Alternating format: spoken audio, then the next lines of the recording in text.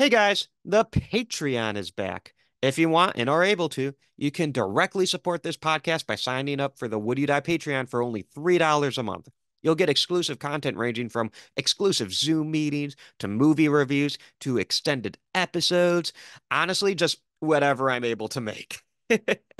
Also, while you're in the mood for supporting horror creators, check out Fangoria, one of the premier brands in horror. Fangoria has been delivering quality magazines since 1979, and each collectible issue features exclusive articles about your favorite monsters as well as up-and-coming terrors. Be sure to check out the Fangoria store website for subscriptions and a bunch of cool merch. And while you're there, use promo code WoodyDieShow for 20% off your entire order. That's right, 20% off your entire order. Applies to the subscription and one-time orders, applies to the first subscription order only. Now, it's time to take a deep dive into the world of ballet and horror. Death has come to your little town, Sheriff. Have you ever felt a knife cut through human flesh and scrape the bone beneath? You're gonna need a bigger boat. Be my victim. You are all my children now.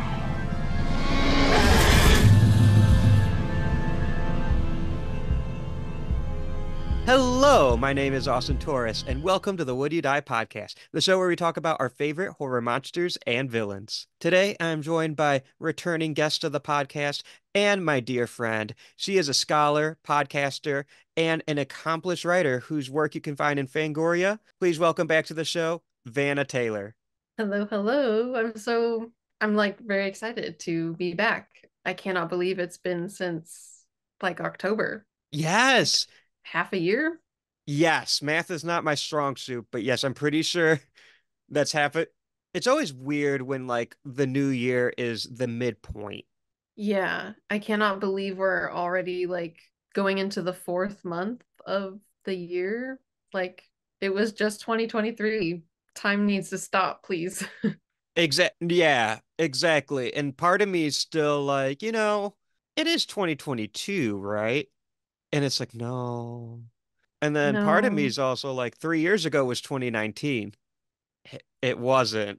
no, it wasn't. Yeah, that was me for a really long time with 2014 for some reason, or 2015. Mm. Like that, for some reason, that was a year that, like, for years after, my brain just defaulted. So yeah, I feel like now I'm like 2019 is, I guess, because that's before like lots of crazy things happened in the world and lost track of and concept of time. But yeah, so I I'll be feel with you in that. 2019. We can pretend it's 2019 together. Because I feel like 2019 was like the one year where, because 2016 is when shit went down. Yeah, you're right about that. And 2019 felt like the one normal year since. And I don't think it was a normal year. It just felt like it. In the grand scheme of life and all of the crazy things that have happened, I agree. I don't think I ever thought about that, but if I actually reflect on it, I feel like 2019 was probably the most normal year for me as well. So interesting to think about. Love aging. It was a good year for movies. That's what I can say about 2019. That's true. I will agree with you there. But we're not here to talk about the oppressive onslaught of time and the existentialism that comes with knowing that time's march never stops. We have a much more uh dare I say iconic topic today. Part of me was almost like, did I bite off more than I can chew with this? But I think it'll be fun. I am so excited. We are talking about the relationship between dance and horror, just like the art form of dance in the horror genre, specifically horror films, because that's what we do. It's a broad topic. Probably there are so many things that we could touch on. I'm going to try to keep it manageable. Yeah, it's an interesting thing to try to dive into. There are so many examples and so many ways. There's so much you can do with that dance in horror. That could go all over the place. Yeah, there's so many different, I mean, so many different levels that can happen, like whether it's like part of the narrative or the Right. setting, whether it's important to the plot. Sometimes it's just like there are a lot of films that just have dance numbers that are just not really related to what's going on. I don't know. There's so many other, like, I also, because I've been kind of thinking about this topic in this capacity for a while, like almost to the extent that I almost want to like try to write a book about it or something.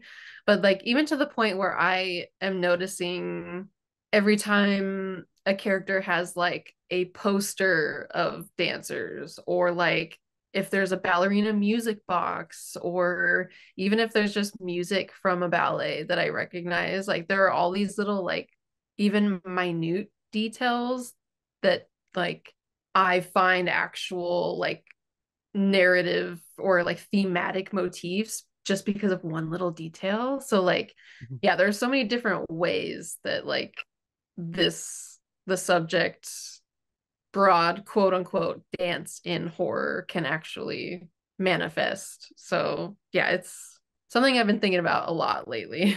I love that because I'm going to just tell everyone listening, both of us have our own personal histories with dance. Both of us do. I am learning something new about you. I'm about to drop some lore that's never been heard unless, like, you know me. Like, but I feel like a lot of people who know me don't know this about me. So that's why I'm about to publish it for the entire world to hear. You're like an actual dancer, though. Yeah, I guess hearing it phrased like quote unquote actual dancer, like I don't consider myself, I guess, I don't know, the actual is what's throwing me off. But yes, I do. I have been dancing my whole life. I still do, just like recreationally. Yeah, I teach dance classes now too, just like for fun on the side. It's been the main ingredient in my life for as long as I can remember. I feel like you, not with dance, but I feel like how you feel with dance in terms of music, specifically the marching band world. That's where I kind of know. And that's where most of my relationship with dance comes into place because over the years, marching band, I am not about to go on a marching band history lesson. This is a horror movie podcast, but basically, marching bands, a lot of them came from military or Boy Scout troops. And over the years, where you get to marching bands and drum and bugle corps today, that whole DCI world, which if you know, you know, I am not explaining that shit. But they incorporate a lot of dance and a lot of ballet techniques and like I know first position, second position, third position, that shit because of marching band. There's a similar physicality to marching band that there is they're completely different disciplines, Mhm. but you have to be somewhat athletic to do it, if not very. Yeah, marching band. Yeah, you're marching. But yeah, there's a lot, even if the movement is different, but being like lines, being in like in sync, changing Mhm. formations, things like that, which is also interesting because then musicality and like having to know music is also important.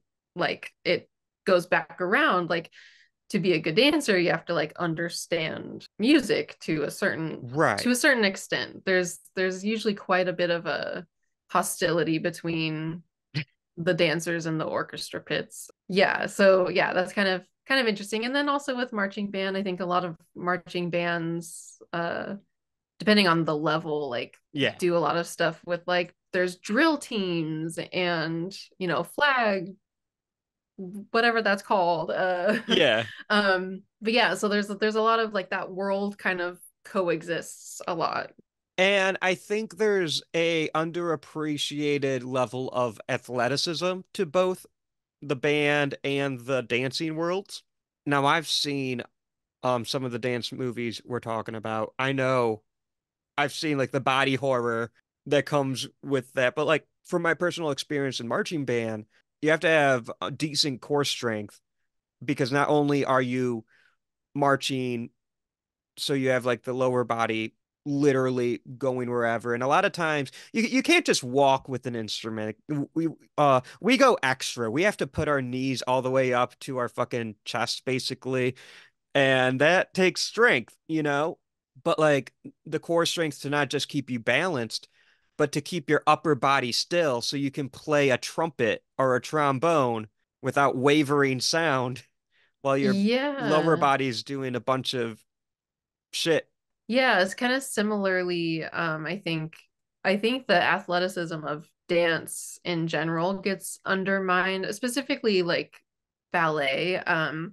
So my background is specifically Russian style ballet from a very young age. And I think because there's such an expectation of grace and beauty, like the whole point is that you're supposed to make it not look strenuous, kind of in the same way. You're not supposed to like make it really aware that you're like kind of winded from marching and also having to carry Right. a heavy instrument and like make sure you play well. It's like you're supposed to be doing these really hard athletic tasks, but unlike mainstream sports where you are allowed to be maybe disheveled or sweaty or bloody and maybe like hang over your knees a little bit, or something like that, like the same level of rest or I don't know, there's more of a facade to keep up that like what you're doing is not hard. So Right. it gets like the public opinion of it, maybe people don't know it's as athletic as it is, which is also interesting because ballet specifically was not actually that focused on athleticism until like the 20th century. It was much more of a like, aristocratic theater experience. Like we're just gonna dress up in costumes and have fun. But just this last century, it turned into like a really athletic thing. And most dancers have to like cross train. And like you said, core is really important. You got to do like ab workouts and all this other Hmm. stuff. Like it's a lot more athletic than people might think. Like I remember as I kind of did the marching band, like I always hated gym class. I didn't want to be out of breath and sweaty. I'd much rather play Halo. That was my thought process at the time, and honestly still is my thought process. I haven't grown up. But in like marching, I remember like we would run around the track before practice and like do push-ups. I've always hated push-ups. But like you need to do them or else you can't carry your instrument. Yeah, there's a lot, like specifically with ballet too. Every single muscle has to be engaged. I think there again, because of like the physique of ballerinas and things like that, you might not think that, you would have to be strong, but it's like if you're jumping or lifting your leg off the ground, there has to be like a lot of muscle strength. Even like because I do it mostly recreationally now, I used to like be at the studio and training like every day for hours. But, once I graduated high school and went off to college, then it was like, now I kind of just do it for fun, go to class every now and then, do productions. Now I teach classes and things like that. Even if I don't go to class for a long time and I go take a class or do a rehearsal, I'm always sore in the places I would never think, like my arms, like even if I'm not lifting anything, you're doing so many arm movements, or like my neck muscles get sore from moving your head. Like there are just so many little things Hmm. that it's like the ultimate form of athleticism in a way. I don't know. Not to Obviously I'm biased, but Well, it's like I never I never really gave a lot of credit to how much more physical activity I did back when I was doing band stuff. Now I have a full-time office job and I do a full-time podcast and I make short films. So I don't do a lot of physical activity as much. So now I have a belly. I used to have abs and I took them for granted. I took mine for granted too. It's tragic, yeah. Aging, not fun, but yeah, it's definitely it's a lot. I did marching band for like a few years, but I've been doing ballet since Yeah, like 2003, so a little over 20 years now. So because it's been a constant in my life, like every other thing I did for a little while, eventually it was like, okay, I have right. to dedicate my time to ballet. I can't have other engagements interfering with my rehearsal time and things like that. I get that. I get that. I have to ask real quick, what did you play in marching band? I was clarinet, but then after being first chair clarinet for a little while, our band didn't have a bass clarinet, so then I was moved to bass clarinet. So then I was the bass clarinet for a little bit, which is not fun to march with at I all. I don't imagine it would be. I played the trumpet. I was one of those Mm. assholes. My sister's was a trumpet, so You get it. yeah. We're a special breed, us trumpet players. I'll admit it. I went to a horror convention earlier this week and I was bonding with a fellow horror fan slash trumpet player, and we both agreed like, yeah, we're our own type of breed. A lot of faithful listeners to the show know I've had multiple trumpet players on this podcast. Maybe, So yeah, maybe there's something horror and trumpets. I don't know. There's got to be some connection we got to find. I don't know. maybe that could be a thing. Who But knows? Who knows? I did tease, I did have some lore with dancing. I will drop it before we get into the actual horror. When I was younger, I was elementary school age, I used to take dance classes. I don't remember them, but I remember specifically I took a jazz class and a tap dance class. Interesting. Those are like the two forms that are the least familiar to me. I mean, I did do jazz, like a little dabbled Yeah. every now and then, just but yeah, never did tap. Well, I did. And I'll have you know that I don't remember how old I was. I want to say I was either in third or fourth grade. I did in front of the whole entire Catholic school I went to, all like 60 kids. I did an entire tap dance routine to talk to the animals. Amazing. I I love that for you. I'm learning so many new things about you today. So I know someone out there who's witnessed it will let me know if I was in third or fourth grade. I could text my mom, but that'd be too easy. That'd be the easiest way to do it. So, but I want to say it was third or fourth grade. And yeah, that school was never the same. It was a star was born. Star was born. Oh, That's my cat has decided she wants to sit in my lap. she wants to know more lore. She does. She does. Yeah. I'm sure some more Austin lore will come up, but we got to talk some horror films. What is the first one you want to analyze? The horror and the dance. The first thing that comes to mind, like specifically in the like history of the use of dance in the horror genre, like pretty much can all be traced to The Red Shoes, which is a 1948 kind of drama thriller.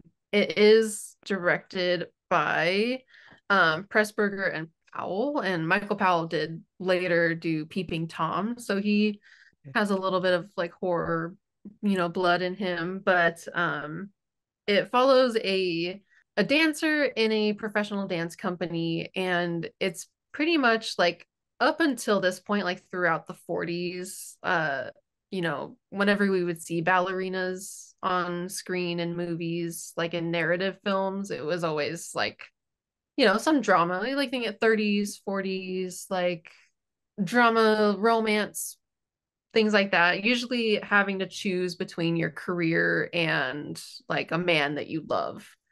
Hmm. And The Red Shoes is pretty much that premise.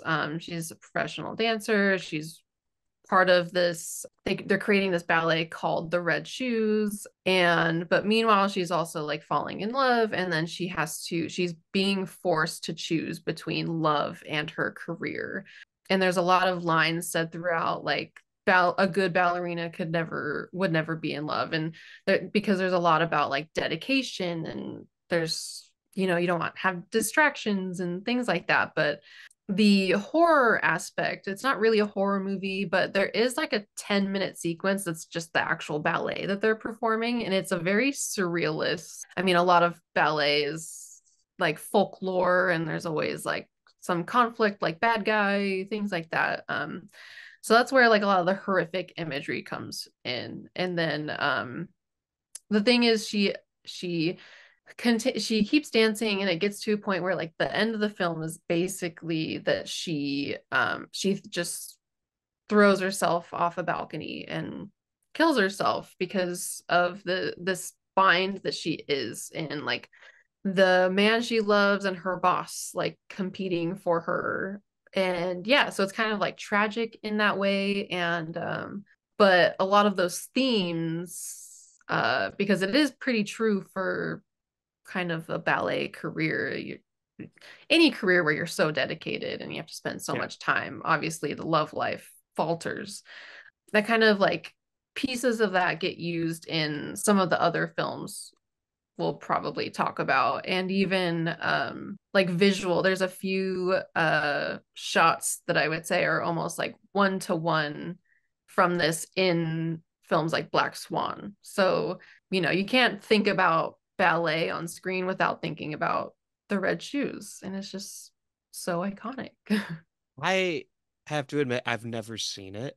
Now I know I have to put it on my watch list because I'm all about watching older films that a bunch of films I would know have referenced.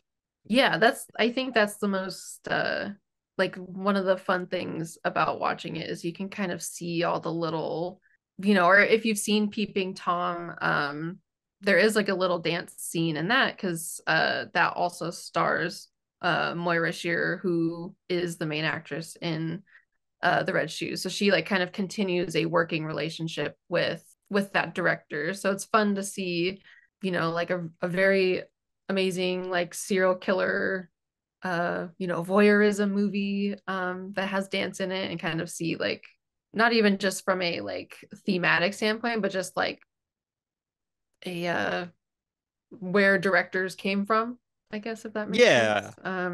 It's an interesting one, and it's it's interesting because it's not necessarily horror, but there's these like little elements, especially like I said, like the kind of surrealist ballet scene, like they just are acting through the ballet, so there's no dialogue or anything like that.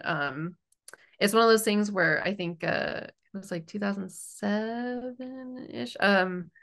So David Lynch, in I believe Inland Empire, there's like little snippets. You might see like just little shots of a ballerina dancing in like this like kind of nightmare surrealist scene, as David Hmm. Lynch does. Yeah. But there is actually a full short just called Ballerina that he filmed, that those little bits are taken from. So on YouTube, you can watch the whole thing. And again, it's literally just a ballerina dancing, but because it's like through David Lynch's lens, it makes it feel really terrifying for like no reason. So that's something that makes me like The Red Shoes. It's like it's not a horror movie, but something about just watching this weird, feels nightmarish scene makes it just feel kind of scary for no reason. Hmm. Yeah, it's a beautiful piece of film history. It's in the Criterion collection. It's a Technicolor. It's beautiful.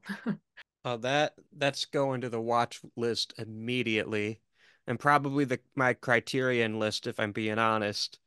Yeah, definitely. I can bring up the next couple of films because I have seen parts of both of them. They go together. Um, we go together like sorry. Sometimes Grease is on the mind. We're not talking about Grease. We are talking about Suspiria, both versions. I don't know if I've said this on the pod before, so potential incoming new lore coming in. I have a strange relationship with Suspiria. When Which I one? was both of them, but Okay. primarily the original. The 2018 remake, I started watching somewhat recently. I want to say sometime last year, it was a couple months ago. I thought it was pretty good from what I saw. I fell asleep and I haven't finished it. At this That's point, I'm okay. just gonna rewatch it. I'm just gonna start it from the beginning. But I liked what I saw. I just started it too late, and it's a pretty long movie. Yep, Uh, that'll do me in. Anytime I start something just a little too late, I'm like, I'm sorry. I'm sorry. I don't know what I was because I specifically remember it was like 10:30 at night. I'm like, I can finish this. Uh, guys, I did not finish it. I didn't come particularly close either, I don't think. But I saw some gnarly stuff. It was cool. There's some good shit in that movie. But the original is where the Austin lore comes in. I think I'm a little bit older than you, but we're relatively close. I think I'm because I'm a 94 baby. I'm 96, so So we're yeah, pretty just close. We're yeah. pretty close. Do you remember when Bravo used to show like Bravo's 100 scariest movie moments? Yes, like I would catch little, like I don't think I saw all of it, but just every now and then, if I was like watching TV at the right moment, I could catch a few.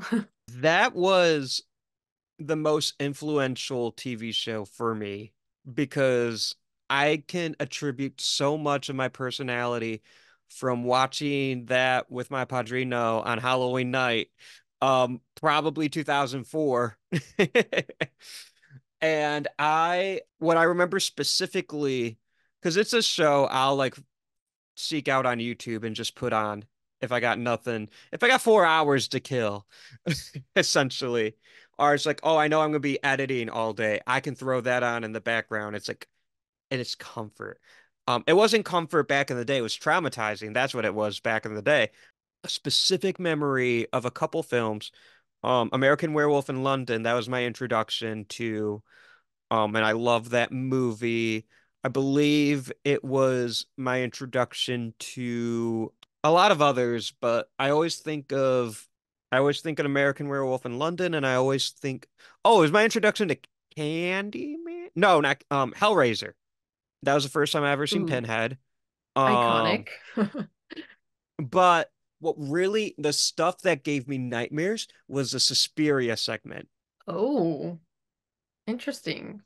because I haven't seen something that vivid before, something that bright and surreal. Because I was a 9 or 10 year old, I knew like American movies. I don't think American movies tend to get so aesthetically surreal. Like I know there are surrealist films in America, like a David Lynch film I think kind of toes that line, but I was not watching David Lynch films at 9 years old. So Yeah, yeah. the artsiest film I probably had seen at that point was I'd say Close Encounters of the Third Kind. Very Like different. Very different. it's a mainstream popcorn flick. Yeah. But that would probably be the most colorful film I've seen at that time. That wasn't Toy Story or The Little Mermaid, like a Disney animated classic, which obviously is colorful. Fantasia maybe is kind of surrealist. Talk about dance and horror. Yeah. I don't know where I was going with that. There's like the dancing animals, and then there's the Yeah. fucking Night on Bald Mountain. I wasn't going anywhere with that. Now I'm about to go on a Stravinsky tangent. I am not I'm not that nerdy, guys. I'm not going on a Stravinsky tangent. Okay, maybe I am. The Rite of Spring, Oh, I love the Rite of Spring so much. it is This is a safe space for the Stravinsky tangent. okay, guys, we're doing it. Stravinsky tangent. I know you have multiple podcasts already, but if you want to start a Stravinsky podcast down the road, Yeah. you know, you know who to reach. Because it's like, okay, I'm about to out myself a little bit. Russian composers are not my strong suit. Mhm. I'll just say. Sometimes I think Stravinsky did Swan Lake, and I know that's not. I know that's Tchaikovsky. Yes, yeah. Swan Lake and like Nutcracker, two of the most infamous. Yeah. Yeah, that's yeah, Tchaikovsky. But Stravinsky did do Sleeping Beauty, which is another Okay. absolutely iconic, one of my favorite ballets. Your brain was there was something there. Well, I know we're going to be talking about Black Swan. Wait, spoiler alert. We're going to talk about Black Swan. Like, obviously, you guys knew that. But my favorite Stravinsky music, because I don't really know the ballets, but I know like the music, if that makes sense. Yeah. I fucking love the Firebird.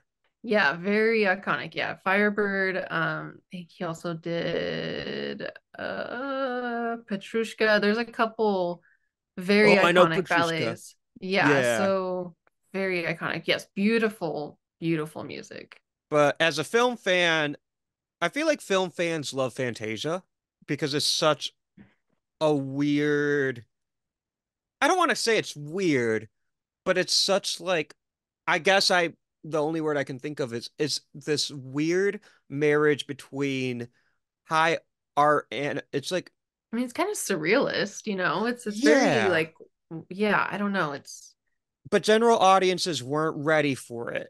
And also it came out in like the near the beginning of World War II, at least America's involvement. So a lot of people weren't seeing the movies at that point, but I'm just wondering how much better society would be if people made Fantasia a hit and we had all the more high art blockbuster. yeah, yeah. I agreed. But yeah, I started thinking of the Rite of Spring, and send me that's gonna send me on a tangent because now I'm thinking about the Firebird. And as a marching band kid, I feel like every band kid has either played or has heard the Firebird.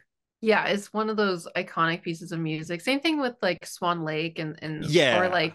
like Nutcracker music just plays at the mall. There's so many pieces of very iconic ballet music and people don't know the context or it's interesting, yeah, that so many people have like their own relationship to pieces of music where like a really popular one is Waltz of the Flowers from Nutcracker. That's kind of like Yeah. it's in a lot of commercials, it's in a lot of movies even It's in just as like Fantasia. yeah, it's in Fantasia and it's one of those things where like it gives me I'm triggered when I hear it. I like because Waltz of the Flowers is like a 6-minute waltz. It's like the longest Hmm. piece. It's the longest piece you'll probably dance in for most dancers. And it's like the end of the ballet. And like, can't we just, I want to go home. And yeah, so it's like people love hearing it. And it's like just and it's like the parts of Nutcracker that aren't overtly like Christmassy. So like it's played like in other times of the year where it's like when dancers hear it, they're like, oh, Waltz of the Flowers. But other people are like, oh my God, it's so pretty. That's me. I'm the oh my God, it's so pretty.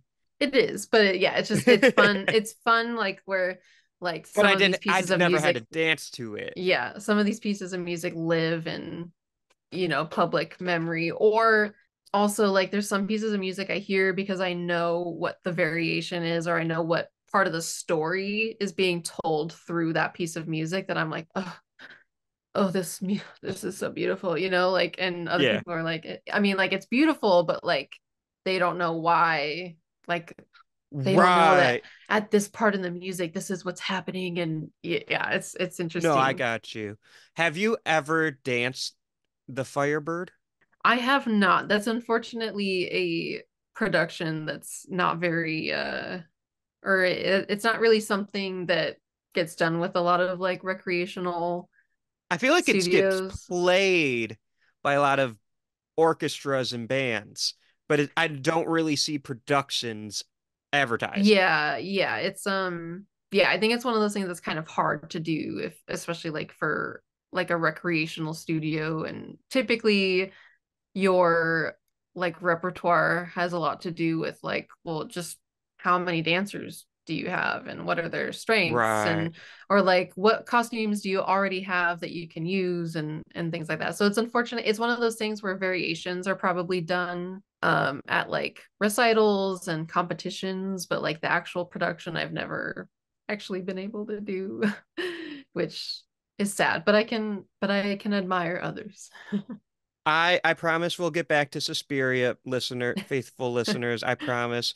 But I gotta geek out because I don't have a Russian composer podcast, so I have to get this off my chest now.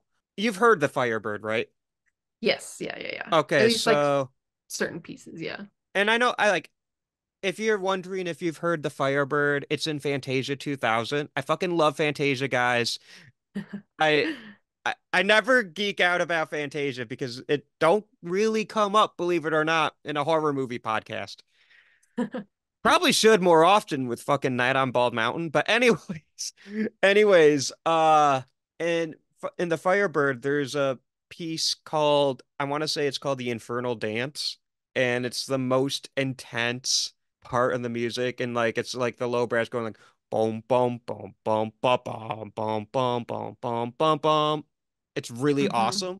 And that piece, in the middle of that piece, it kind of like gets a little crazy and there's this funny, silly little goofy trombone, and it's like doo doo like I can't sing it because Yeah. I'm not but it's this funny. It makes me laugh every single time because it feels like it out of nowhere. Like Yeah. ooh, that's what it sounds Yeah. like. That's what it sounds Yeah. like, and it makes me laugh so hard.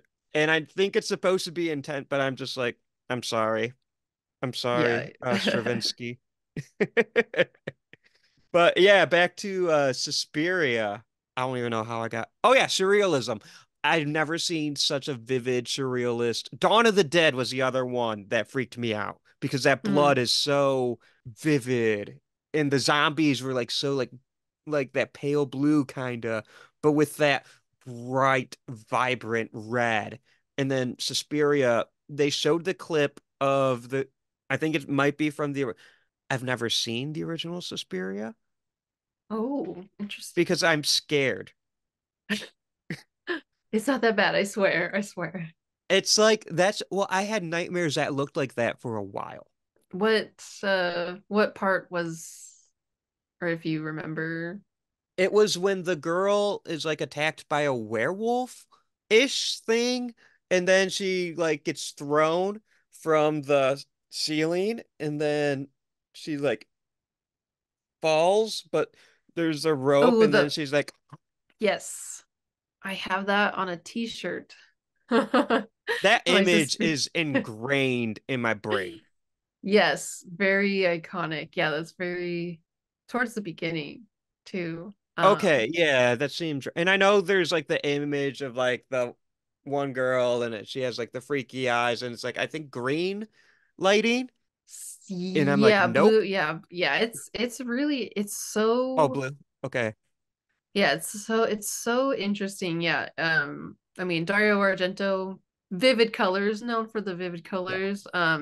It's interesting too because like it's funny that you mentioned like being a kid and not really seeing something so surreal and colorful other than like when you're a kid and you watch Disney cartoons Yeah. because a lot of the aesthetics of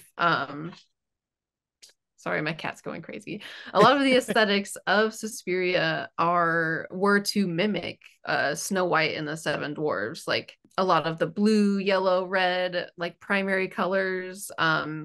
There's a lot of like the doors are made to be bigger so that she looks small, like like she's a child, like you're a child in a fairy tale, which is one of the fun things to me too about like the fact that it takes place at a ballet school. Like the ballet itself is not a strong suit in the original. There's a couple extras that are doing good, but there's a lot of like the dancing is not great. It's not like Mm-hmm.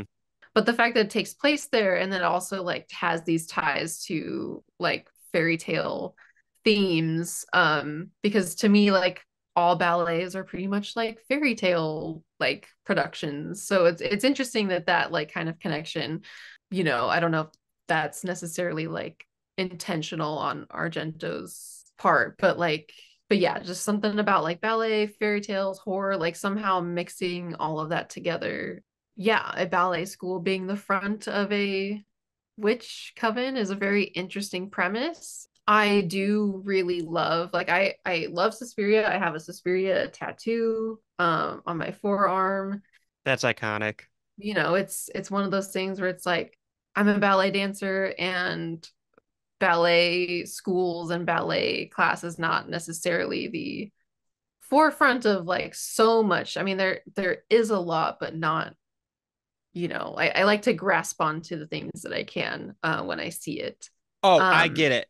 As a band kid, my yeah, only movie is Drumline. yeah, I get it.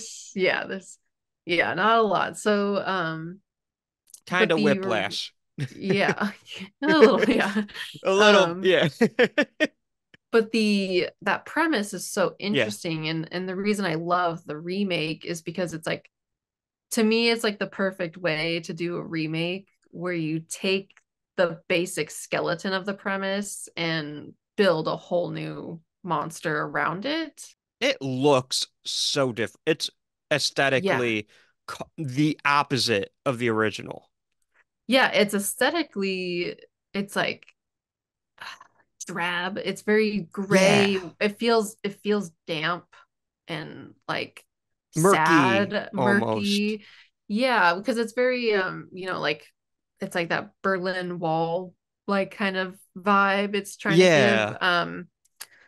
And it's also interesting because it takes the concept, like the actual concept of witches using a ballet school, like it takes that concept way further. Like there are a couple moments in the original where she's dancing and she feels weak when she dances, and so there's like a spell happening or something, we assume, but like the remake uses dance as spell work, and I think that's what makes it really really intriguing conceptually. It does change it from like a traditional ballet company to more of a contemporary dance company, which I think aids in that kind of like visual spell work. It almost gives a Rite of Spring like vibe to some of the movement. It's very folk-ish, and it's but yeah, the idea of using movement as spell work I absolutely love, especially because it's like even in a real life setting, like there's when you think about like flow states, like in like Hmm. psychological state when you're doing something like that, or like when you're dancing, it's like you kind of come into a different headspace, so it's and like feeling connected to your body and all these things, so it takes like very real feelings that people have and turns it into that, which is interesting too, because going back to actual ballet, like uh very iconic Giselle, the thing is that these like ghosts of maidens that have died of broken hearts force men to dance to death, so it's kind of also this like dance connection between dance and spell work. Or in Night of the Demons, there's that Hmm. part when Angela is dancing, and during that dance is when the possession starts. And like I almost like to think of it as like that flow state of consciousness is what like created the vulnerability to be overtaken by another force. So yeah, like that, just that concept Yeah. is so interesting. Which also happens in The Exorcist too.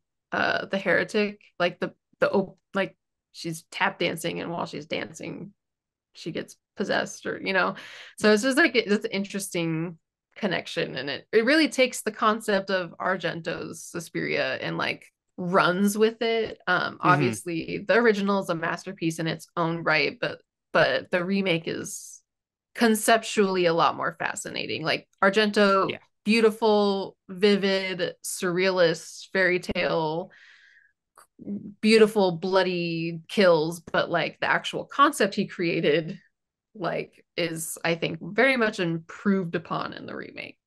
As crazy as people don't like to admit when remakes are good, but as far I'm as gonna, like as a dancer, yeah, it's a stronger film. I'll take your word for it because I'm not watching the original because it scare me. I do want to revisit the remake though. Actually finish it because I just was a dummy, started it too early. And it leads us to the next film, which I'm very proud of myself. I'm not about to go on another Stravinsky tangent. Be so easy to do. But the idea of being possessed while dancing, the next film on your list is literally Possession. Yeah, so yeah, whereas the last few films we talked about like an actual dance is part of the setting, it's part of the plot, it's part of it's about dancers in dance studios and things like that. But Possession, the dance is like a little bit more of like an anecdote, but something about that's what got me. This film is the source of why I ever thought about this concept analytically. So strap in. Um, my first ever piece that I ever wrote as film analysis, like ever, was a personal essay of reflecting on the use of ballet in horror, and it all kind of stemmed from I love Possession. I love everything about it. We can talk about so many different themes going on. And it's called Possession, but is it really about a possession? It's also kind of a cosmic horror. It's just like a bad breakup movie, and Right. there's all this stuff going on. The fact that Anna was a ballet teacher, and we get a moment in the film where we get to watch her instructing. And I thought about like what is the artistic choice in making her a ballet teacher specifically, because I guess it's she's French or whatever, and that maybe that's what French people do is they teach ballet. But really interestingly, there's a lot of themes throughout it that connect a lot to like the perception of ballet and the idea we have of dancers, which are all kind of like also very much explored in a very similar fashion in Black Swan, which we'll get to. And the other thing was during that scene, I had from other reviews or critics or fans, I had always heard that scene described as Anna abusing a student because she's holding her for such a long time, and the girl gets very like emotional and runs out of the room. So when people are like summarizing it or talking about it, like, oh yeah, that scene when she's like basically like abusing that student. And as a ballet dancer, I was like, that's just dance, sweetie. Like that's so the fact that was the word abuse was used when, yes, it's a little exaggerated for a horror movie, but there are a lot of real life experiences of dancers being held like that until they get it right and feeling pointed out, probably going to cry afterwards because dance is hard. Yeah. But thinking about abuse being the word used to describe it when that's like oh, this is just like a typical occurrence, maybe not in like my studio because we're not like competition oriented and it's not like Right. Dance Moms or anything. So I was like, what is the public perception of ballet dancers as a whole? And how that perception, that public idea of ballet, like what ballet means to the public, like, as in people who aren't dancers themselves, and how that gets translated into if a filmmaker wants to portray certain themes, then wanting to include ballet as a theme or as a anecdote or some sort of feature, because ballet typically represents like innocence and grace and beauty, and we think about like sugar plum fairies and tutus and things like that, and like Yeah. little girls in pink tights. It seems very innocent and frilly girly, when there's really like the reality is teachers like Anna tormenting students until they get it right, and then she gives that monologue after, like, well, now she knows how to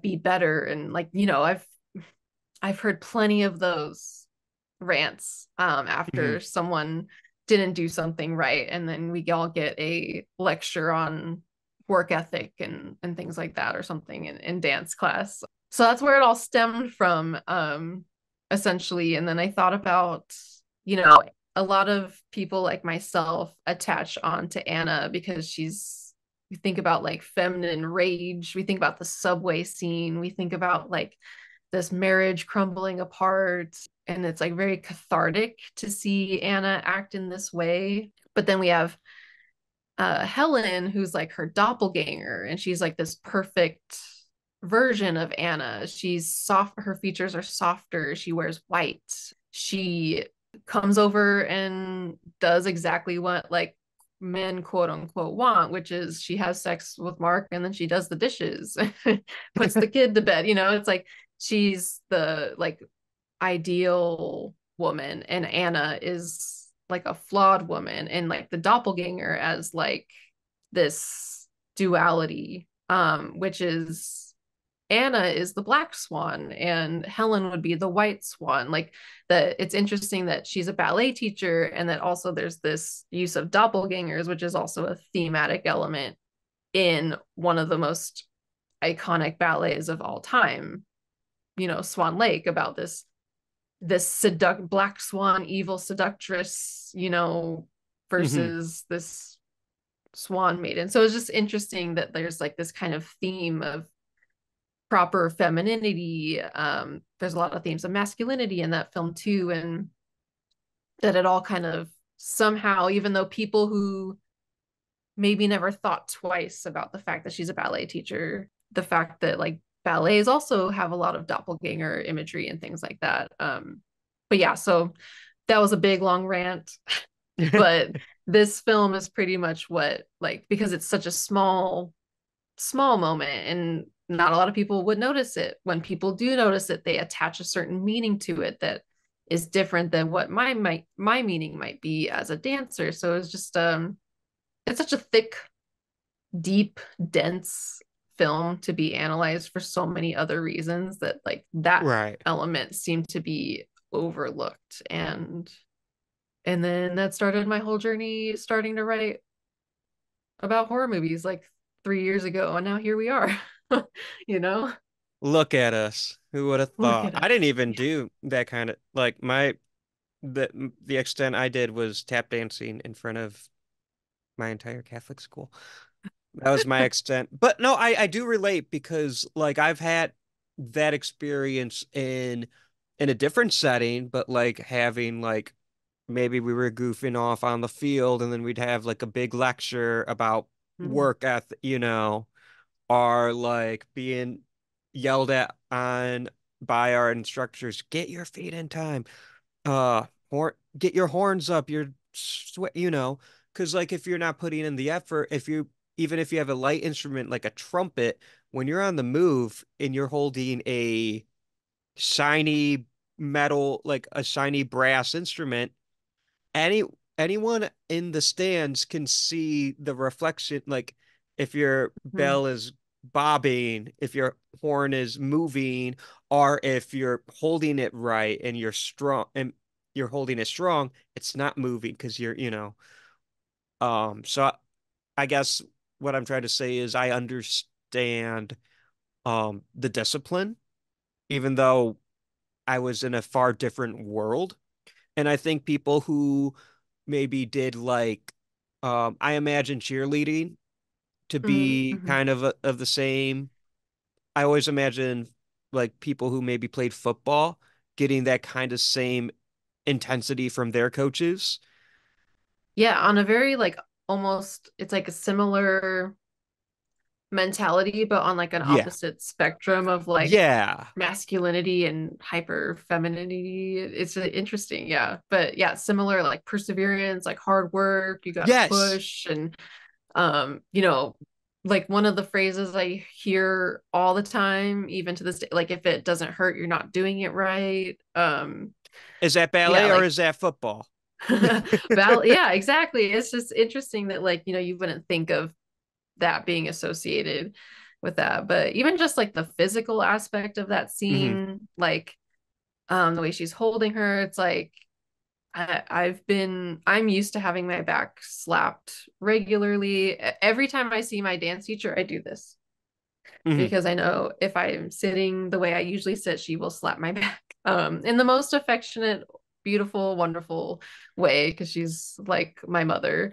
But like, you know, having nails run on your tights to make sure you're pulling up the back of your knees or pinching and poking and like you're just used to having your body at the will of others. So yeah, it's just an interesting, yeah, that level of And commitment yeah. to even just like subjecting yourself to that and accepting that as normal is interesting. And because it's not normal from the eyes from outside of that world. Yeah, which is exactly where I was like, not to like jump ahead, but Hmm. I first time I watched Black Swan, I really hated it when it came out because I was like, I took offense like as a ballet dancer. I was like, does everyone think we're all just like, you know, infant girls in grown women's bodies and that all of us are being sexually abused by our dance team? Like, I was like, is this what like everyone thinks of us? It was obvious kind of a defensive reaction in a way that Yeah. like later when I thought about that piece inspired by possession, that's what then made me reassess my own relationship with my body and the way I perform femininity or you know things like that and how it all kind of traces back to my history as a ballet dancer. And then that's what caused me to reevaluate Black Swan. And obviously, it's all exaggerated for this movie, but like all of these little things have root in, you know, the very real pressures. Like that's the whole point is that it's about the pressure of Yeah. perfection and you know so it's interesting that like you think about like this is normal for me, it's not normal to other people, and that exact reality check where I was like, is that what people think of us? um that's what spawned this whole journey of assessing the use of ballet and horror. Well, let's just fully transition to Black Swan. I think it was a you already had a great transition. I'm just gonna honor it, make Yeah. myself look like a better podcaster than I am. But and I'm going to get us into Black Swan by talking about a completely different movie. It makes sense in my head. But when I first watched Black Swan, I thought it was great. I watched it with my friend in college. And like we've talked about, I come from a similar world in marching band, but it is not that world. It is not dance. Mhm. So, but I see parallels. And for me, the closest film to Black Swan, where I understand, because it's also a film about obsession, and I kind of see, and it's done over the top because it's a movie, but I always pair Black Swan with Whiplash. Yeah, yes, that's a good yes. because they're Yeah, it was a both lot about about obsession, I think. yeah, it's like taking things to the extreme. Um, Right. yeah, which interesting. Also a different film. Hmm. Another Aronofsky is The Wrestler. Yes, yes. He originally had an idea to do a movie about a wrestler, a romance between a wrestler and a ballerina to highlight the that kind of mirror of like he calls it like high art and low art, or like like a high, like something like ballet and something like wrestling, which again is also kind of like hyper feminine and hyper masculine. Hmm. um the parallels of like the dedication to the craft and how far you'll go even if it's like destroying your own body, which is Yeah. like counterintuitive to your success because you're just so dedicated to that image of perfection. And even though they're two very different images and two different worlds, that they're similar. But so then instead of combining that, he separated it and just did The Wrestler and then did Black Swan, and he considers them like companion pieces for that reason, which I think is so interesting. But yeah, it's like that obsession and like taking it way too far for the sake of your chosen craft. Right. And I'm sure there are countless other movies we can kind of bring into this particular theme of obsession to go with Black Swan. But like me being a band person, my obvious answer is Whiplash. Sorry, drumline.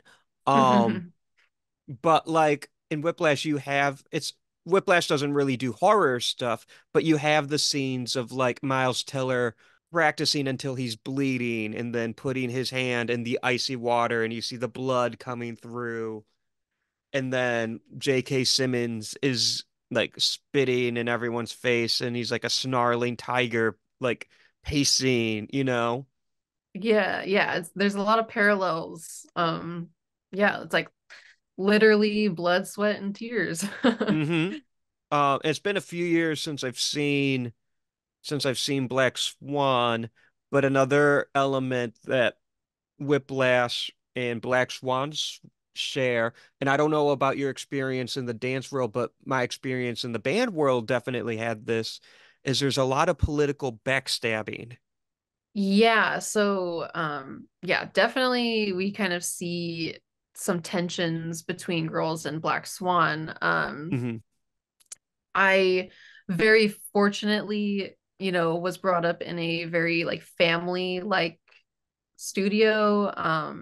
Probably because we didn't really do competitions. Like a lot of people used to ask, like, oh, is it like Dance Moms? Which is like that's competition dance. And I think that breeds like being in competition, that breeds a whole new, obviously there is competition because you want roles and you want to be the Right. best and you have people to compete against or you have friends that push you. I was very lucky that we didn't have like a very catty studio, but that is a reality. I know a lot of dancers, even when they were children, the like moms of other children would like move their costumes or move their stuff and like misplace their props purposefully in the uh in the dressing room. It's like you're trying to sabotage like a literal child because you want your child to do better. But yeah, there's like catty behavior, or yeah, I don't think the best example that my brain is coming up with is like the part in what's it called? Blades of Glory, when she like rips her pearl necklace and so he like breaks his ankle and eyes. Like there are like horror stories of that where you like, I want to leave a safety pin on the floor so like Mm. they step, on a pin or something. Hmm. Or like I'll put their costume somewhere else and they miss their cue, or Right. like obviously I never grew up with stuff like that. Fortunately, there were people who were like brats or like divas, but yeah, but that is very common in like this dance world, because you want to be on top. You're gonna Right. push someone from the top to get there. Like you That's want that why, lead chair or that lead role because you yeah. want the attention or you want to play the melody or whatever. And like in Whiplash, it's the missing music folder, and the drummers are throwing each other under the bus. Yeah, there are really Yeah. weird. So because Black Swan is playing a lot on like the innocence and perfection, Hmm. like this idea of purity, because it's basically creating a film out of the Swan Lake story. Right. And so it's playing on this duality between the white swan and the black swan. So because the white swan doesn't necessarily have much of a her own characterization other than like being tragic and sad because she's trapped in the body of a Hmm. swan, and swans are white, so there's obviously just a like connection you can create to like the idea of purity, but because simply because her foil is the black swan who tricks the prince through like seduction basically, it's so there's this like kind of like I mentioned in Possession, there's like this ideal form of like how we're told we're supposed to be as women, like meek Mm. and pure and chaste and things like that. And then there's like the reality, there's like the other type of femininity, which is also like kind of the reality of what people want. It's like the Madonna whore dichotomy. So because it's playing on that, sexuality is kind of a big point in the film. So it's like instead of these sabotage that we were kind of talking about, Yeah. it's like she has this idea that Lily is like weaponizing her sexuality to like seduce Tomas to give her the role, like how the Black Swan seduced the prince and tricked him into declaring his love for her. Or like even little things like when she's auditioning and Lily comes in kind of late, and it's like just because Lily's like she's carefree soul, she's gonna come in to the audition on her time, but it's almost like even though it's not like she couldn't have known that Nina was doing her fouettes at that moment, it almost feels like you came in late and you interrupted me, and because you came in I messed up and now I won't get the part. So it's almost like even unintentional sabotage, which to me is like part of the point is that she's paranoid and she's like Right.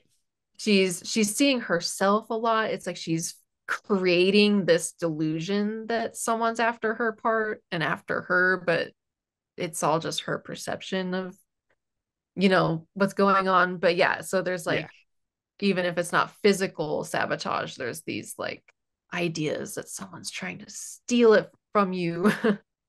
And I don't think it's necessarily just in the dance world. I think this is in a lot of high pressure competitive places, but like there's always that fear of being replaced. If I remember correctly, in Black Swan, doesn't Nina replace the Winona Ryder character? Yeah, so it's interesting because again, like yeah, all of these themes you can Hmm. see like in any sport or workplace or any Yeah. competitive environment, but because it's like he chose ballet because it's a very like heightened version of it where because when it comes to being an athlete and like something that's so physical, health is a big thing. And then Right. because ballet is also centered on beauty and things, that for a long time is it was thought like that there was like a really early expiration date on ballerinas, young and beautiful. The fact that Tomas is even auditioning people because like she's like the principal, like that is her job title. So it is assumed that she will be the white and black swan. So the fact that he's even auditioning people is like, oh, so you're telling me I'm fired because I'm old. And it's like, Right. obviously Beth's not that old. And we hear a little dialogue with the girls where Nina's defending, like there's plenty of dancers who dance into age, or like her mother, there's comments of like she never made it because she had Nina and got pregnant. So but even now there's professional dancers who dance through their pregnancy, take a maternity leave, and come back to work like any other Right. job. But there was this idea that like you have to be young, and like I even thought like because I didn't start doing like intensives and trying to get into a professional company by the time I was in high school, that it was already too late for me, and I'm like 14. So Mm. it's like Right. because people start training from the time they can walk, that they can. So yeah, there's like this really heightened idea of like an early expiration date. So age is a thing, and beauty and all that. But yeah, it's like because she sees Beth, and Beth kind of has this like breakdown about it. It's like because she knows she replaced Beth, she knows she's replaceable. Right. Um, Yeah. yeah, so it's like you're waiting for him to toss you out, the next girl who bites his lip or whatever, because there's kind of this little bit there going on. Right. So All of a um sudden, it's like, hey, I'm gonna hold an audition. yeah, it's yeah, so that's a very interesting aspect. And again, yeah, it's just like all of these real fears that people have, and it's just like Yeah. taken to the extreme in this film. It's Because that's what horror does well, is taking yeah. things to the extreme, which I think is a perfect segue to a film that you have on this list. Technically, you had it before Black Swan, but it's fine. I thought the position to Black Swan transition was already there, so it made more sense in my head. But we're talking about taking things to the extreme. We're talking about audition. Oh yeah, yes, yes, yes. I Yeah. think it's time you tell me why Audition is on this list, because I have not seen this movie in over 10 years and I don't Mm. remember. I remember it, but I don't remember. I'm trying to think, why is it on this list? I can't remember what that Yeah, is. so I remember the kitty kitty kitty kitty kitty. I remember that. yeah. Iconic, iconic. Yeah. So there's a couple like interesting thematic points like between these last couple films that relate to Audition. Uh ideal femininity, and Okay. because like they're literally auditioning people to be the perfect wife. And here comes Asami, Yeah. she's dressed in white like a white swan. Hmm. Everything about her is perfect, and she is a former dancer. So there's a Okay. I did not few remember that. yeah, there's a few little like flashback scenes Hmm. where we see her like dancing or at the studio, or like the teacher specifically, there's like a moment where we see him like abusing her.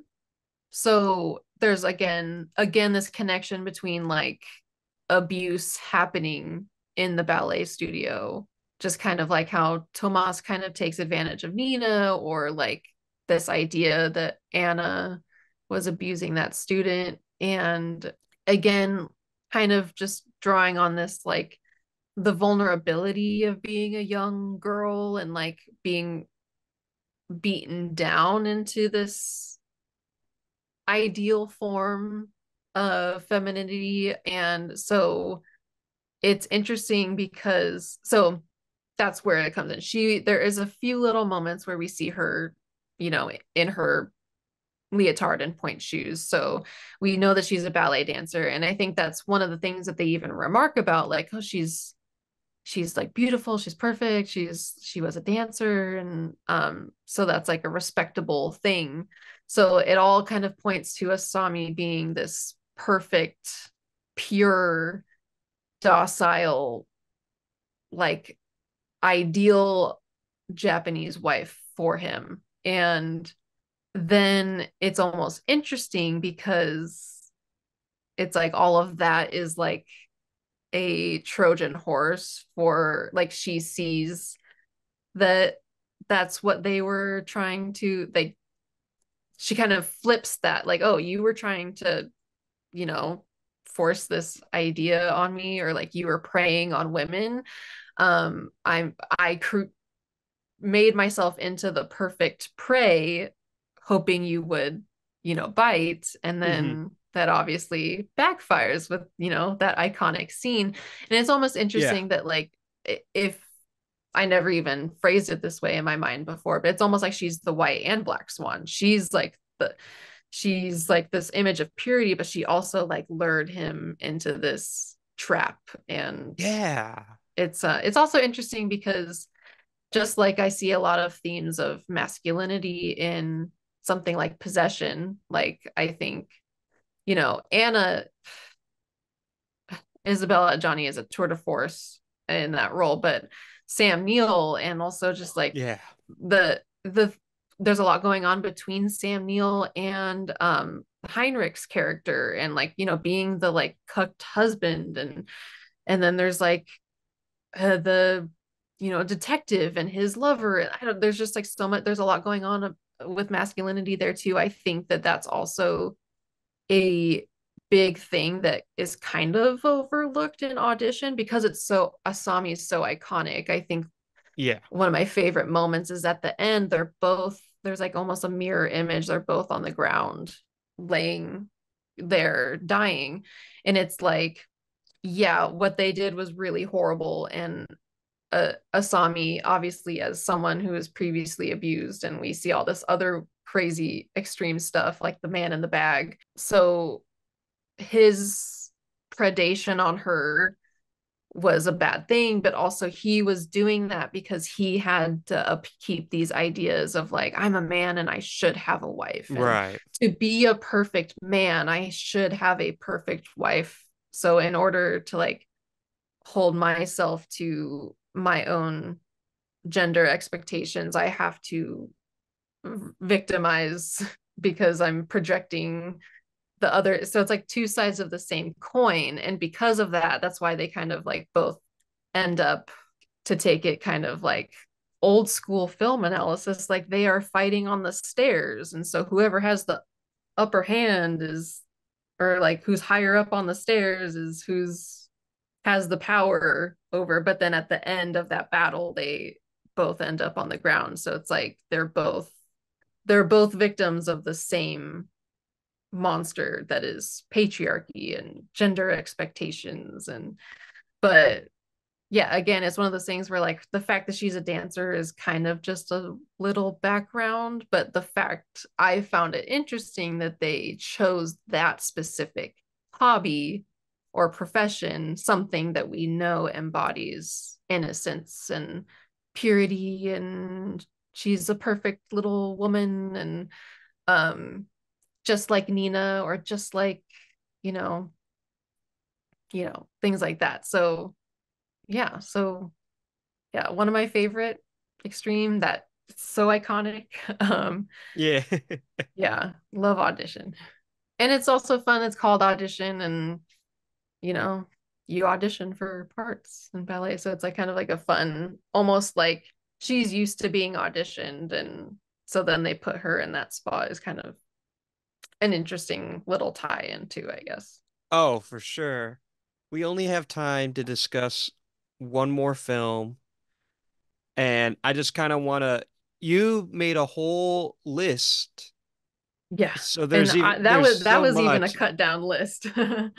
But Well, I'll place a link to this list on the podcast notes. So, guys, if you're listening and you like list like hearing about the red shoes and Suspiria, and Possession and Audition and Black Swan. All those films are on this list. I just want to name a couple more before we get into the last one. Hmm. Um, because we talked a lot about the concept of doppelgangers. So that's Mm. going to be some of you might already know what we're going to talk about, but I do want to highlight, I do want to, because we mentioned a little bit earlier, Exorcist 2, The Heretic. You mentioned Night of the Demons. On this list, you have Midsommar, which has a great dance sequence. There's Teeth. There's Hmm. Pure, Livid. There's Climax. Those are films I haven't seen, but three that I have are Pearl, which dance is very central to that plot, to the motivations of that character. There's Ex Machina, which dance is also very central to that plot. But at the same time, I'm thinking of Oscar Isaac tearing it up on the dance floor. Yeah, yeah, yeah, some of these like I mentioned earlier, like a couple of these are like just because they have a little dance number and I find that dance number really interesting or like Teeth it's just because she has a hmm poster of a ballerina, but obviously that film's all about like virginity and purity. So Yeah. of course she would have a ballerina poster because she's pure, you know? So yeah, a couple of these just have like fun little like yeah, that Oscar Isaac scene is It's a iconic. great scene, but I know I Ex Machina, we could talk about at length with it being like because he's creating those robots for his pleasure. Mhm. And I More mean, ideal it's femininity, like it all, exactly, yeah, exactly. You have Fresh on this list. I would, I personally, if I can make a suggestion to your list, I think The Silence of the Lambs has a great dance sequence, which yeah, it's not ballet, but like it has that great dance scene. yeah. I And I had so think it many has a dance lot scenes to I wanted to include. Like, there's so many just movies that have yeah. fun dance scenes, but I was trying to like cut it down and keep cutting Right. it down, so I didn't. I have a list that is like 200 films on my letterbox. It's like I a kind of private want to list for Oh, okay, research. never mind. Because I was gonna say I kind of want to share that, but no, I won't. I can make it public, but yeah, I have one that's like narrative films that all have ballet, and then there's another list that's like hundreds of films that are like films not about dance but have a dance number. Oh, There's there's got to be just so many. yeah, Um, there's so many iconic moments that, you know, I think we it would could, you be know. I think it would be a sin for me to have such a huge relationship with Gremlins on my show and not to mention Gizmo doing his little Yeah. dancey dance. Yeah, we love a fun little dancey dance or like, you know, Megan, even like last Yes. year, Megan's little dance or Yeah. And even like Pennywise has that little yeah, well, he's Pennywise the dancing the clown. dancing Like, clown. Yeah. Even like, I don't know, you could even count like Leatherface's like chainsaw oh, dance at the end, you know? one of the best endings of any horror movie. Yeah, we could Um, go on and we could go yeah, on and on. There's so much good stuff. because like Linda, is that her Evil Dead 2, Ash's girlfriend? Is it Linda again? Anyways, she has that like beheaded chainsaw dance, which Yeah. freaks me out when I first saw it. The unhinged stop motion. This isn't necessarily horror, but it's in that horror aesthetic. Beetlejuice Oh, has a uh, bunch of great dance scenes. amazing. Yeah, exactly. It's The yeah. we could go on and on about dance and horror. We'll probably have another collaboration of some kind Yeah, to talk yeah. about dance and cinema. Not just horror, but just cinema in general. We definitely have to have our Russian composer podcast. But Yeah. there's one more film I want to talk at length about. We mentioned doppelgangers a bunch. I do see the thematic tie-ins with Swan Lake because I think you did a really good job tying everything to our boy Stravinsky. Yeah. But let's talk about Jordan Peele's Us. Yes. So another thing that's kind of like it's only a small detail, I guess, about Adelaide's character, but we do get a little dance moment where we see like a mirrored image of, her dancing on stage, doing ballet specifically, and then like what the like tethered would be Hmm. performing underneath. Yeah, again, one of those things that like it's a small detail, but like I know Jordan Peele knew what he was doing there, Yeah. considering it's about doppelgangers. And again, Swan Lake being this iconic ballet about, I guess if people don't know, but it's basically just a woman who is under a spell. She's, you know, forced to be in the body of a swan.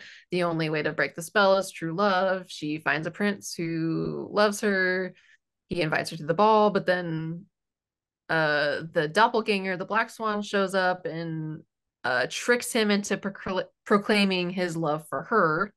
And that proclamation of love damns Odile to be in the body of a swan forever. And so depending on your company, the most famous or most accepted ending is that she jumps off a cliff and kills herself. And in some versions, the prince then in his guilt follows her, and you know, they're both dead. Sometimes it just ends after Odile dies or Odette dies. Sometimes it ends after they both die. Some people add a little happy ending, like they're together in heaven, whatever. But yeah, you know, so the idea that this evil double is not just taking your place, but stealing your promise at a better life.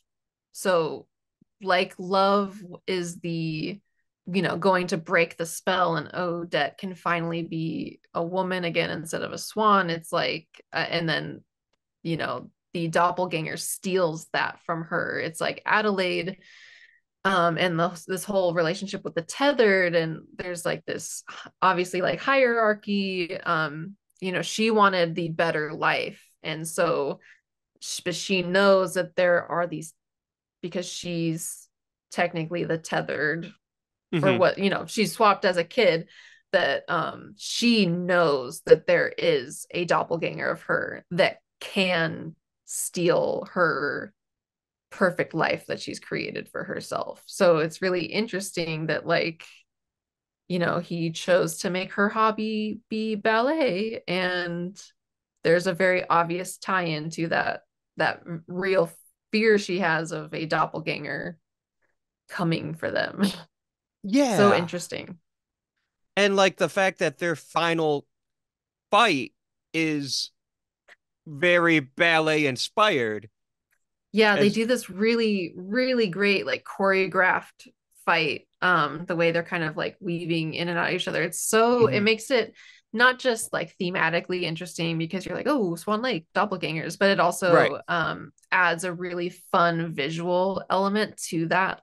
Like it's a great, not chase, but it's like a chase cat and mouse. Who's gonna get the upper hand? It makes it a really fun scene to watch. Red, that's Adelaide's tethered's name. Like she creates these suits for all of the tethered. Mm-hmm. And they're kind of like these red, they're not onesies, but they're like It's like a jumpsuit, I yeah, they're guess. like Yeah. these red jumpsuits, but those suits kind of like I don't want to say they're ballet inspired because I don't think that's the case, but I do think there's a theatricality to those suits that you Yeah, see in like ballet. yeah, creating this like costume for Yeah, a this uniform. entire yeah, it's a uniform. This entire cast of Right. tethered has their own uniform, their own costume. It's very theatrical in that way. And I know they're trying to do like the hands across America at the end. Yeah. They do it very well, but like it's also like it's the end of the movie. The whole cast is hand in hand and a line. Yeah, that's like what you would That's how you do end the at a curtain movie. call. Yeah, and that's what you Right. do at the end of a performance. Yeah, it's a very interesting, and I know Jordan Peele is such a he always has all of these things going in his mind when creating these films, and I'm like, there's no Yeah.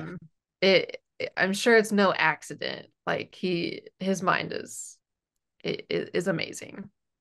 I have yet to truly cover Jordan Peele on the show, and it pains me I mean, it's a tall order. I mean, that yeah, he's that's true. No, I don't. No one wants to pick Nope or Us or Get Out it's as topics. it's it yeah, it because there's a lot. It's like kind of daunting. Yeah.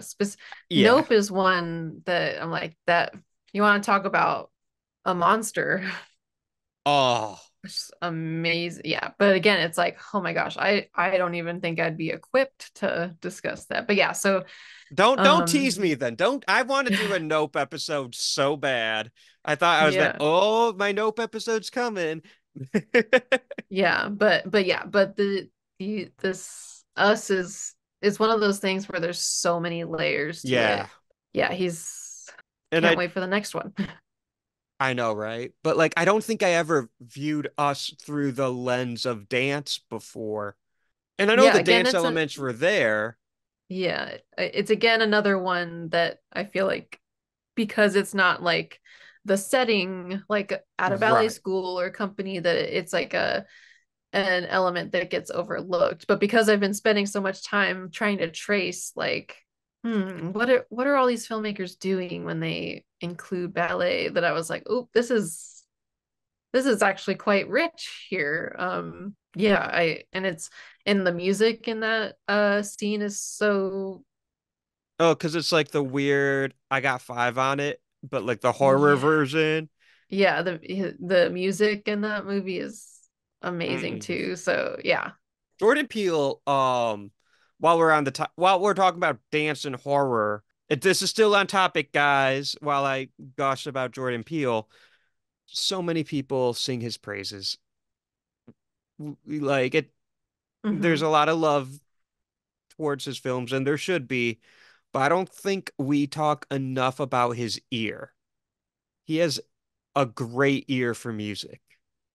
Yes. Yeah, I think yeah, music is always something that like I've taken notice of. Like I think I it was like the opening like the score of Get Out, Hmm. and I don't remember why it came up. I don't know, either something I was watching and I was just like, oh, this music is so the movie hasn't even started yet and I'm terrified, you know? Um, Well, he has yeah. like I just watched Get Out the other day just because I wanted to watch it. Pure coincidence. But like in that opening scene when Lakeith Stanfield's being stalked, they're playing like the Run Rabbit, Run Rabbit, and you Yeah. see that on TikTok all that Oh, hear it on yeah. TikTok everywhere, and I just know that trend is because that whoever started that trend knows that song from Get Out. I just know it. Yeah, yeah, like, putting that back in the public uh consciousness, 2017. Yeah. Yeah, it's very good ear on that man. And like, I mean, it helps when you work with a talented composer like Michael Abels, but I think Oh the Us gosh. theme is so good. Like the actual Yes. theme for Us is so good. And then like Nope has great needle drops, but it kind of has like a little bit, there's parts in it where the score is like a Western. And then it Mm-hmm, has a hmm. little bit of cosmic horror. And then, Jordan Peele's ear. And the song that plays at the end of Us, that Oh, I can hear it. I don't know. I don't remember what it's called, but I can hear the melody like da da da da da da da da da da da yeah. da Yeah. da da da. Such a good end. That might be one of my favorite endings for any horror movie is Yeah, Us. it's so bleak. Yeah, But it's it's grand. Also, it's bleak and grand. You don't get that too often. Yeah. Yeah, it almost puts it like something almost on the level of like a cosmic horror because it's just so immeasurable its impact. Yeah, it's Yeah. interesting. Yeah. So we got to do a Russian composer podcast. We have to do a Jordan Peele podcast. There's so much there's so much we have to talk about. There's never enough time for these episodes, Vanna. Yeah, this was quite a dive. I applaud anyone who, buckled in for the ride. And I am not so silently judging anyone who didn't. Yeah, quitters. Quitters. Y'all, you guys missed a banger. So, Yeah. not you guys listening. You're here. We're Yeah. applauding you. Yeah, I love me a deep dive. I love when I see a podcast up like the longer a podcast episode is, like I'm not someone who's like, oh gosh, I can't. I'm like, yes, give me give me it all.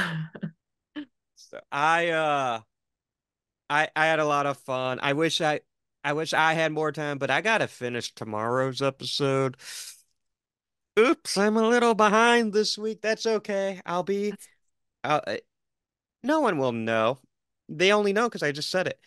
And that episode already came out if you're listening to this one. So, but uh, but yeah, thank you for joining me yet again. It's always a pleasure having you on. Hopefully, it won't be another 6 months until you're on again, but that's on me. That's my job. So I'll make sure that it won't be so long. And when this episode comes out, we have that new Abigail movie about to come out. Yeah, I'm So, very, very excited to see ballet again in yes. horror. Yeah. Again, Un like little girl, you think she's sweet, but she's really a monster. and you know she's strong because she does ballet. Yeah, exactly. I'm so excited. I'm really excited for that film. It looks great. And I hope we got if you guys are planning on seeing that film, I hope we got you primed up with some ballet and horror suggestions. Yeah, maybe while you're watching it, you can think of any of the things we talked about show up as themes, you know? I'd be very interested. I think that trailer looks great. I like the cast. I like Radio Silence. And I heard the Swan Lake in the trailer. So, Yeah, which is really interesting because if anyone remembers the opening credits of Dracula, Universal's Dracula starring Bela Lugosi opens with mhm. the overture of Swan Lake. So there you go. There you go. Ah, ah, that is the best place to end this episode. I don't know how I would incorporate the would you die question, so I'm not going to. Um, you've answered it before. You've been on the show a couple times. We've been there, done that. Where can everyone find you, and what do you got coming up? Yeah, so you can find me on pretty much any social media site at Siren Death Cult. I do have a little blog. I don't update it that often, but sirendeathcult.com. Right now, I've been kind of sporadically working on my podcast, the Carnal Extremities podcast. You can find us at Carnal EX Pod. And yeah, I have a couple little projects. I started writing a couple things for Joe Blow's horror YouTube channel. So if you are interested in the things we talked about with Black Swan, I did a whole video essay on Black Swan over there. So yeah, that's pretty much it for now. For now, until next time, thank you so much, my friend. This has been a blast. Thank you for listening to today's episode. Thank you, Vanna, for joining me yet again to talk Russian composers. I mean, the relationship between ballet and horror. This episode was so much fun. I love doing this deep dive into such great horror films that I don't usually get to talk about on this podcast. So this episode was great. I really enjoyed this one. If you missed the announcement last week, my latest short film, Spider, is complete.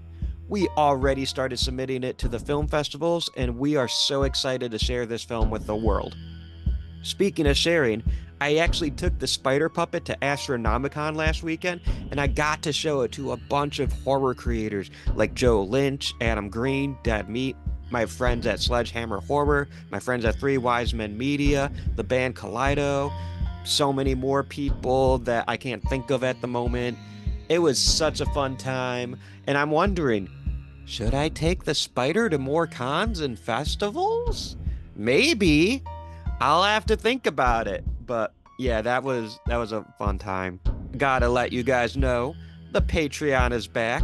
That's right. If you really want to support this podcast, you can help me directly by subscribing to the Patreon. I retooled it so it is only $3 a month, and you'll get exclusive content that you can't find anywhere else, that I'm making just for Patreon. So it's only $3 a month, and I get it. In this economy, it's hard. I really do get it. But that's how you can directly and financially support this channel if you don't have the means, but you still want to support. And if you don't want to support, that's fine. Like, no pressure. But if you don't have the means and you do want to support, if you like this show, let me know. Leave a review, rate on Spotify or Apple or wherever you listen to this show. Also, feel free to interact with me on social media, Twitter, Facebook, Instagram, TikTok, wherever you're most comfortable. Guys, it may not seem like a lot, but every single like and share, comment, follow helps this podcast to grow, helps me to please the algorithm gods. And, if you like what I'm doing, let me know. What do you like about the show? What are some areas I can improve? Guests you'd like me to have on? Monsters or topics you want me to talk about? Just let me know what you guys think. A reminder, I just became an affiliate for Fangoria, one of the premier brands in horror. I definitely recommend checking out their magazine and even subscribing. And if you decide to do that, don't forget to use the promo code WoodYouDieShow for 20% off your entire order. You can find the show's social media on Twitter, Facebook, and Instagram at Would You Die Show. Also, now you can follow me on TikTok at Would You Die Podcast. Would You Die is a partner with the Three Wise Men Media, a Metro Detroit-based group of awesome guys, Kyle, Tyler, and Dylan, where they bring you professional wrestling, indie comic books, and so much more. The music you hear in the beginning and end of each episode is composed by my friend Josie Palmer. Next week, we're talking about a surprise smash horror hit from 2022. Until next time, I'm Austin Torres. Try not to die.